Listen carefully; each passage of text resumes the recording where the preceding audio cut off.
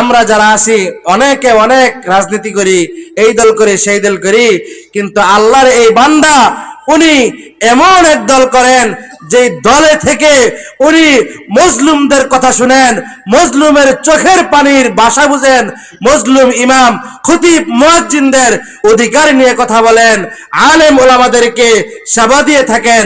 আল্লাহ তাআলা যেন হযরতের এই খেদমতটাকে কবুল করে নেয়, সকলে বলেন আমিন।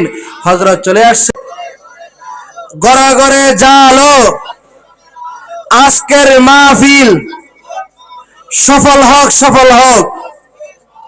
আমাদের মুরব্বীর সামনে বসা হাফেজ মাওলানা মুফতি আলাউদ্দিন আজাদী হাফিজাহুল্লাহ, উনি আমার মুরব্বী, আমাকে ছোটকাল থেকে দিক নির্দেশনা দিয়ে আসছেন। আরো আপনারা খুশি হবেন যে উনি নারায়ণগঞ্জ জেলার শানে সাহাবা জাতীয় খতিব ফাউন্ডেশনের জেলা সভাপতি। জুড়ে বলেন আল্লাহু আকবার।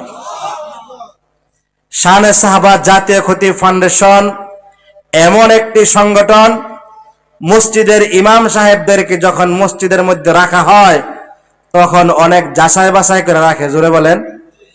যখন বিদায় করে দেওয়া হয়, ফজরের নামাজ পড়লে জোহরের নামাজের সুযোগ দেওয়া, জোহরের নামাজ পড়লে আসরের নামাজের সুযোগ দেওয়া হয় না।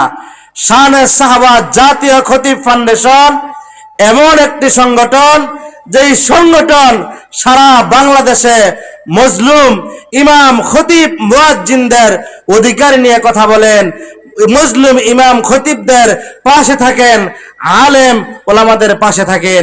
আমাদের এলাকায় আমরা যারা আছি অনেকে অনেক রাজনীতি করি, এই দল করি সেই দল করি, কিন্তু আল্লাহর এই বান্দা উনি এমন এক দল করেন যে দলে থেকে উনি মুসলিমদের কথা শুনেন, মুসলিমের চোখের পানির ভাষা বুঝেন, মুসলিম ইমাম খতিব মুয়াজ্জিনদের অধিকার নিয়ে কথা বলেন, আলেম ওলামাদেরকে সেবা দিয়ে থাকেন।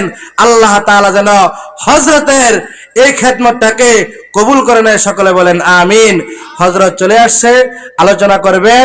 আপনারা যারা বাহিরে আছেন মেহেরবানি করে চলে আসেন। আজকের মাহফিলের বিশেষ মেহমান উনি আপনাদের সামনে আলোচনা করবেন। আপনারা সবাই চলে আসেন ইনশাআল্লাহ।